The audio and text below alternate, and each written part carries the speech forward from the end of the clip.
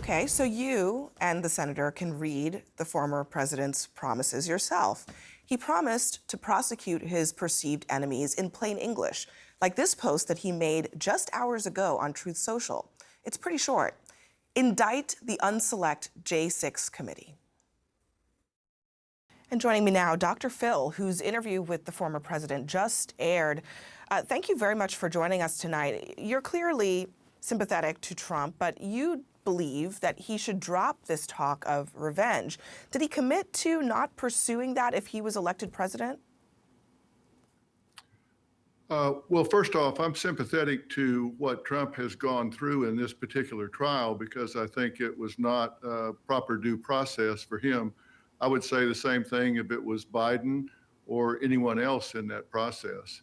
So I want to be clear on that. Would you mind telling us, tell us why you think he didn't get due process? I mean, the proceedings, we had reporters in there. I was there for a lot of it. There was a judge and he adjudicated a lot of these questions. Why do you think he wasn't given a fair process? Well, I think it's a number of things. I think from a jury standpoint, and again, let me be clear, I'm not a lawyer. I look at it in terms of what the jury was given to solve this puzzle. And I think they heard some things that were very prejudicial that had nothing to do with solving the problem of the case at hand. I think there are some things that are considered black letter law or hornbook law that's just really not something that is controversial at all that was violated. I think you don't have someone that is considered to be an accomplice in a crime that has pled out or made a non-prosecution agreement and allow that information into the jury's awareness because it's very prejudicial and is not really probative of anything that they're asked to be problem solving or consider. Who are you referring to there?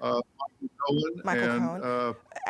Well, yeah. Dr. Phil, I don't want to get too deep into the law here, but it is not uncommon at all for people who are accomplices to crimes, people who have taken plea deals, non-prosecute. That is not uncommon at all for those people to then testify in subsequent trials for their alleged co-conspirators. That's kind of how a lot of these prosecutions work. Well, really, give me examples of where that has been considered appropriate. Look, prosecutors are prosecuting organized crime all the time, and in a lot of those cases, they are relying on co-conspirators to put people who are at the higher levels of the organization behind bars. I don't understand how you can say that because someone signed was not prosecuted, signed a non-prosecution agreement, that information or their testimony cannot be presented before the jury if they were a part of the alleged scheme. Well, you'll have to give me an example to respond to because I just simply don't agree with that. I think it's not typical for juries to do this. I've spent most of my career. It happens in mob cases all the time. I don't understand. Look, Dr. Phil, I don't understand why you would think that Michael Cohen, who is a key person in a lot of the narrative here, should not have been allowed to testify in this case? Is that what you're saying? No, that's not what I'm saying. I said what I said. I think the fact that he made an agreement to say that he is guilty of the crime that the defendant is being tried for prejudices the jury that, hey, here's someone that's supposedly an accomplice that has said, I'm guilty of this. That prejudices a jury about the person that's currently on trial for the same crime. I have some quibbles with what you're describing as the same crime. Michael Cohen was not charged with falsifying business records. That he actually was not prosecuted for that crime. But I do want to move on because on this issue of what Trump is going to do if he is elected, did you get any clarity from him about whether he would try to pursue the people perhaps who pursued him, DAs or his political enemies? Well, certainly that's a big issue. And I lean very strongly into the position of saying, look, this is not going to help this country. If you get into a position of power and your agenda is one of revenge, retribution, saying, okay, you came after me, so now I'm going to come after you, America picks up the tab for that. That's not anything that's good to do. That's going to take up time. That's just playing tit for tat. So you go after them because they came after you, then they come after you because they go after them.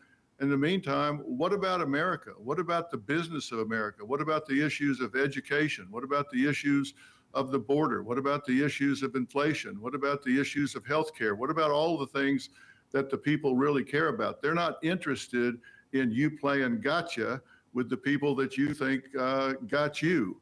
We're not interested in that. Nobody's interested in that. And I'm How did calling he on respond you. to that when I mean, that's your perspective. What do you sense is his inclination? Because just today, he said, for example, that he would indict the January 6th committee members, presumptively the members of Congress who were on that committee investigating what happened on January 6th.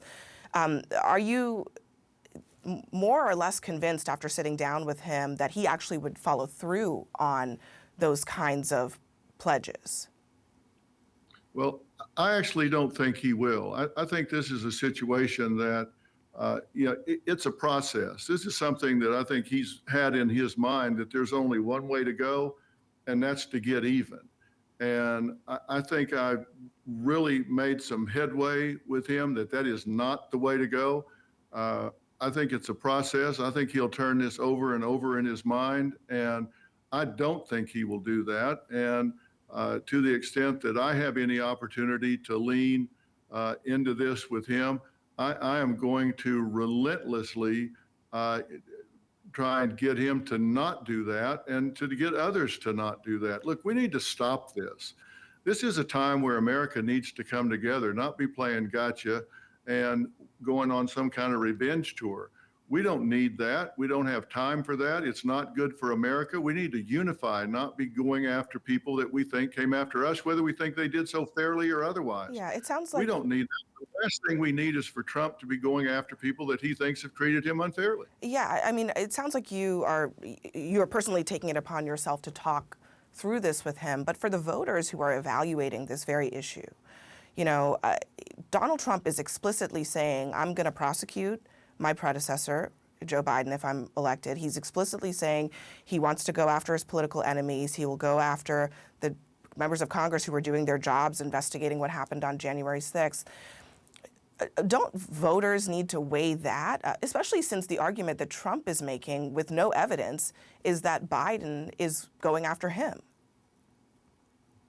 Well, I think they absolutely have to weigh that. And if they think that Donald Trump or any other candidate is going to do that, then, and they think that is not what I'm putting somebody in office for, then they absolutely shouldn't vote for them. I don't think that's what we're putting people in office to do. That's running their agenda instead of America's agenda. And we need people to run America's agenda. Look, we've got serious problems, and it takes serious people to deal with those problems. I'm not a political animal. I don't, it doesn't matter to me whether somebody's Democrat or Republican. I could care less, don't know enough about politics to talk about it intelligently. But I can tell you this, from a cultural standpoint, we need people working on the problems that are impacting the quality of life in America, impacting the quality of medical care, impacting the quality of education, impacting the quality of people's ability to feed and take care of their families. And that doesn't leave room to be playing gotcha and retribution and revenge. That's not what we need. We need people to get in there and do their jobs. And if not, they shouldn't have the privilege. That's not a legacy, it's a privilege. And we shouldn't be putting people in office that want to play those kind of games.